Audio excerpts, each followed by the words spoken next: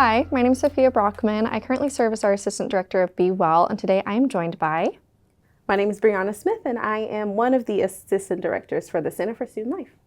And today, a part of Be Well Week, of course, we're doing something called What Builds Your Happiness Inventory.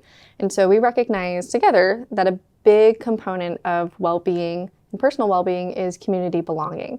And now, Bri, you're in charge of, honestly, one of my favorite initiatives. And I'm not just saying that because you're here. But honestly, one of my favorite initiatives on campus, which is our peer mentorship program. Yes, and absolutely. so can you tell me a little bit, I would love to hear a little bit of the background on how that got started and then what it looks like today. Sure, yeah. So the peer mentorship program is a part of a larger initiative, right? So we have our first year experience initiative, and that's just kind of provide support to our first year students. We understand that transition to graduate school can be kind of difficult. And so we built that program, Jerry and I, which she's another assistant director, to kind of be that like cushion for our first year students. And so the peer mentorship program, along with FYE, kind of builds out their first year. We plan events. And so specifically for the mentorship program, though, we partnered them with second year students to kind of help them get through their first year, right? And so these second year students are trained mentors. We host trainings online and in person. And so from there, we kind of take them through their year with the program, events. We meet with them, see what additional support we can provide for them. So yeah, it's been good. It's our second year this time, so we're excited about the new cohort. Yeah, no, I love seeing it blossom, and I love just seeing all the mentors and the mentees, and just there's such a growth in that first year. Yes, for sure. And it's so scary. It's so isolating. Yeah. And one of the biggest things when we talk about burnout prevention is that sense of community. Right. And a lot of times colleges will implement mentorship programs because they recognize there's resiliency there. And so with your own program and your own peer mentors themselves, how do you see them supporting other students' well-being as well as their own through this program? Sure, yeah. Well, one thing that we know for sure is that community is important, especially in graduate school, right? Their programs are very just rigorous, and so we want to make sure that they have that additional kind of, like I mentioned before, cushion. And so I think the biggest thing that we know is that they learn a lot from one another, right? And so in order to kind of help contribute to their well-being, we partner them with mentors who have been through what they're about to go through. And so that's just super important because they need someone to kind of, hold their hand or just kind of be hand in hand with them along the way. And so it helps kind of build their confidence a lot of times. That community building aspect really helps them kind of get through some of those hard challenges that they meet when they get here. Yeah, that's so cool. Is there a specific story that you can tell? Yeah. Just about, whether it's your own experience with, a mentee or just one of our peer mentors that you've observed and just seeing how that's kind of just transformed a first year student. I think, and this is a story that's happened a couple times with a couple of our mentees and mentors. And so a lot of times we match TCOM mentors with MedSci mentees, right? Oh. And so that is with the MedSci mentees who have the aspiration of getting into, medical school. And so we've had a few of our mentees actually get into TCOM and other medical schools around the country. And so that's just very exciting to see that their mentors, they always just, talk about their mentors and how they really help them kind of through that process of applying and, taking those tests, the MCAT and all that type of stuff. And so I'm just really proud of them. And they, like I said, they always mentioned like my mentor was really helpful in this process. And they really helped me feel seen. I think that's a big part of it, right? Like, even though I feel like a number sometimes, or even though I feel like I may be isolated, we talked about isolation, I have that mentor there to ask any questions, right? Like if it's after hours and my faculty aren't available or I can't talk to staff, but I have my mentor there. And so that's a huge part of it. I love that. Yeah. That's so sweet. I think, I was an online student, so it was very easy to feel isolated. Yeah. And so I love getting to see this program just kind of come up from the ground. For sure. To watch you make it what it needs to be. Yeah. And you're somebody, since your time here at UNT Health, you've always been so focused on supporting our students and building community. Exactly. I think that's always been at the core of what you do here. Exactly, yeah. And so can you just kind of like walk me through why community is so important for you and how that kind of shapes what you do? For sure. I think naturally as humans, we need that community, right? Like we need each other. We need to have access to resources. And like I said before, just to feel seen. And so I think we know that in student engagement, it directly relates to their student success. We know the more involved they are, the more engaged they are, that they are more successful ultimately in their academics. They have better mental health. They have better just well-being overall. And so that's why we find different ways, right, using student experience surveys or just other research out there from, EAB or places like that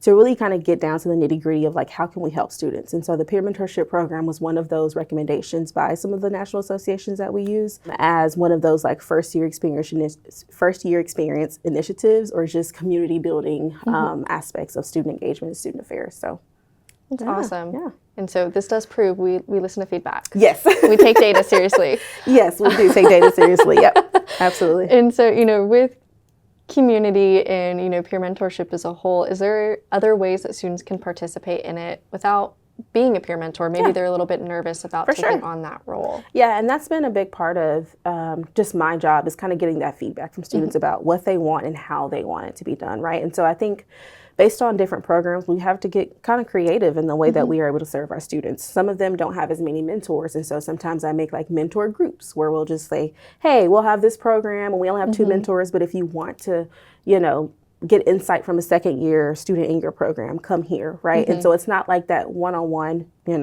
mentor-mentee relationship, but it's like every now and then, hey, check in with the second year. That's not your official mentor. And sometimes the second years don't have that much time, but we try to figure out ways to kind of, build that connection there. So I would say that that's a way always, getting involved and coming to the FYE events if you're a first year student is something that I'll always promote. Jerry does a great job of just making sure the students have somewhere to go, they have food, right? There's always food available there. And some of those things are like imposter syndrome, presentations, and just trying to build that community like we talked about. And so we just think that's very important. Yeah, and what's something that we can do as, staff and faculty to support students and kind of just helping to encourage them? Yeah. I would say the first thing is listen to them. And I think that there are many different ways to do that, whether you take feedback through a survey or you have those one-on-ones with students, but I think listening to them, they'll tell you exactly what they want. And so, being able to listen to them, and I think also advocating for them in any way that you can, right? So whether that's to your supervisor, whether that's through surveys that we have as faculty and staff, but figuring out ways that we can use our resources and our voice to elevate the student voice. So I think that's for sure very important. Yeah. And what's your favorite piece of advice to hand out to students? That's a good question. I feel like we do it so often that I don't know if I have a favorite piece. But I guess, we're talking about community. I always tell students, find your folks, find your community, find the people that you can lean on when you're having difficult times, because that's the one constant thing is change, right? And so you will need those people around you that you can go to. A lot of our students are away from home, away from their families and things like that. And so finding community here in Fort Worth is very important. And then different types, right? So having your staff member or your faculty member or your mentor, right? Getting that, building almost like a support network of folks, I think is very important. So I love that. And so how can students, I know you're about to be handing off the mentees to their mentors. Yes. When's that next cycle? When can students start to participate if they're interested in it? Right. So we recruit mentors starting late February, early March. And so it's the application process. We review those and see what we need for our program. And then we recruit mentees over the summer and orientation. And so if you're a second year student looking to get involved, you can apply in the spring. Mentees apply at orientation. And then once the fall starts and school starts, that's when we kind of get started with the mentee-mentor relationship. I love it. Yep. Is there anything else that you would like to share about just community, peer mentors, anything? Yeah, I think that getting a mentor is more than just helping yourself, right? I think it's a part of just building out, like I mentioned, that network of resources, right? And so even if you're you're not sure about it or it's something that you're kind of back and forth about, I would definitely say sign up because we have different mentors for different people, right? So we can just kind of partner you with a mentor or we can put you in with a mentor group, right? And so just if you'd like to kind of reach out to me, we can leave my information and that way I can figure out what your needs are and kind of match you from there. And so it's very structured to kind of go off of the needs of the students. And so if you have a need, feel free to reach out. Yeah. And I love it because peer mentorship, it's people who want to be there. Exactly. They're not forced to. They're not getting credit for it. They want to be there. And so, what's the first step that you tell students to do if they're nervous about reaching out? I would say if you're nervous about reaching out for a mentor, reach out to me first and we can have a conversation about what your needs are. Because I think that that's important that I know kind of where you're coming from. That way I can kind of help match you or lead you to other resources that we may have available. We have, from our office, we have, many different ways to get involved. And so that's not the only way to be involved or to build community here. I love that. Yeah, that's a good stopping point. Yeah, okay. That's a good line. And so, like Bree said, we'll have her information in the description. Of course, we'll have links to the Peer Mentorship website, your email, all of that fun stuff, and the DSA Instagram, because I think you'll do a really wonderful promotion there. And so Everything will be linked in the description as usual. We'll have links to the other videos in the happiness inventory, and we'll also have a chance for you guys to win a giveaway item should you choose to participate. You're not required to, but it's a good one, so you should. All right, so I appreciate you guys watching. Thank you.